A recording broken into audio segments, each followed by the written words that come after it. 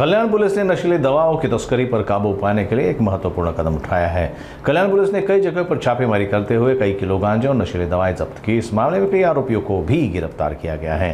कल्याण के Khadakpada police ने नशीली दवाओं के खिलाफ कड़ी कार्रवाई करते हुए जालना से आरोपियों को गिरफ्तार किया है। पुलिस ने आरोपियों से करीब 4 किलो गांजा जब्त किया। यह कार्रवाई कल्याण सर्कल 3 पुलिस की ओर से की गई। वहीं कल्याण डीसीपी दस्ते ने भी 25 किलो गांजे के साथ और एक अन्य आरोपी को गिरफ्तार किया। इसके अलावा कल्याण सर्किल टीम में 105 ठेलों पर छापेमारी कर व्यापक कार्रवाई की गई। पुलिस की यह कार्रवाई नशीली दवाओं की तस्करी पर काबू पाने और इलाकों की सुरक्षा सुनिश्चित करने के लिए एक महत्वपूर्ण कदम है। त्यानंतर काल रात्रीची जी मोठी कारवाई आहे, मानपाडा पोलीस स्टेशनचे सिनियर पी आपले संदीपान शिंदे आणि त्यांच्या पूर्ण टीमला एक गोपनीय माहिती मिळाली होती की एक कोणी पलावा परिसरामध्ये एका बिल्डिंगमध्ये एका फ्लॅटमध्ये काही संशयास्पद लोक राहत आहेत। त्या ठिकाणच्या काही संशयास्पद हालचाली आहेत।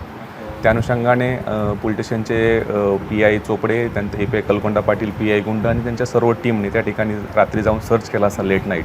त्या ठिकाणी आपल्याला 3 आरोपी त्या ठिकाणी त्या फ्लॅटमध्ये मिळाले आणि पूर्ण फ्लॅटचीच पूर्ण झडती घेतली असता त्या ठिकाणी आपल्याला MD साधारणपणे 1900 ग्रॅमपेक्षाही जास्त MD ते मिळालेलं आहे आणि त्याची किंमत 2 कोटीपेक्षाही जास्त आहे। तर त्या सदर गुन्ह्यामध्ये आत्तापर्यंत आपण 3 जणांना, त्यामध्ये एक महिला आहे आणि 2 पुरुष आहेत, त्यांना ताब्यात घेतलं, त्यांना अटक केलेली आहे।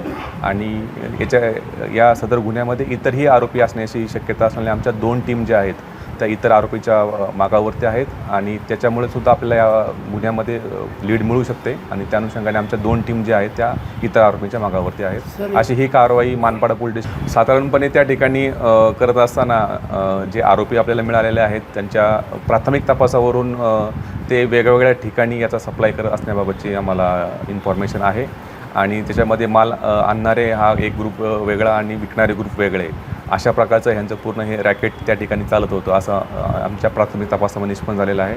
आता काल रात्रीच लेट नाईट गुन्हा दाखल केलेला आहे, तरीसुद्धा इतरही काही आरोपी त्यामुळे अजूनही निष्पन्न होतील। त्यामुळे पूर्णपणे रॅकेट कशा प्रकारे चालत होतं त्याच्यावरती आपण आधी बोलू शकतो।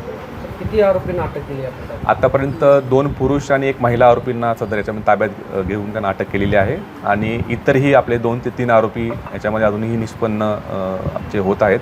त्याच्या मागावरती आमच्या टीम्स आहेत। त्यांचे काय गुन्हे दाखल आहेत अधिकारी? जे आत्तापर्यंत आमच्या प्राथमिक रेकॉर्ड चेक केला असता, जे आत्ता ताब्यामध्ये त्यांचा आत्तापर्यंत गुन्हा दाखल नसल्याबाबतचा आमच्याकडे रेकॉर्ड आहे, पण जे आरोपी फरार आहेत त्याच्यापैकी एकावरती यापूर्वीचे काही गुन्हे दाखल असण्याची आमच्याकडे माहिती आहे।